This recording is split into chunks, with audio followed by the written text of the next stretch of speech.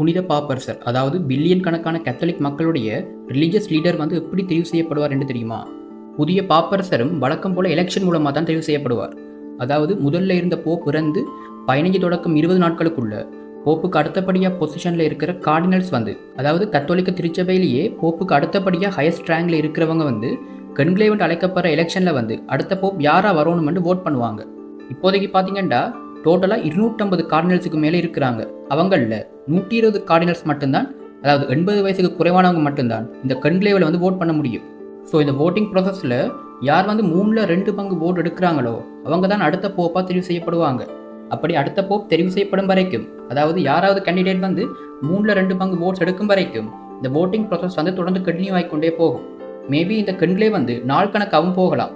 அப்படி புதிய பாப்பரசர் இன்னும் தெரிவு செய்யப்படாட்டி பேலட்ஸ், அதாவது ஓட்டிங்குக்கு பயன்படுத்திய பேப்பர்ஸ் வந்து எரிக்கப்பட்டு கருப்பு புகை வந்து சிஸ்டின் செப்பல்லேருந்து வெளியே வரும். கடைசியில் புதிய பாப்பரசர் வந்து தெரிவு செய்யப்படும் போது அதை மக்களுக்கு அறிவிக்கிறதுக்கு வந்து பேலட்ஸ் வந்து எரிக்கப்பட்டு ஒயிட் கலர் புகை வந்து சிஸ்டின் செப்பல்லேருந்து வெளியே எழும்பும். ஸோ அதுதான் புதிய பாப்பரசர் தெரிவு செய்யப்பட்டார்ன்றதுக்கான சைனாக இருக்கும்.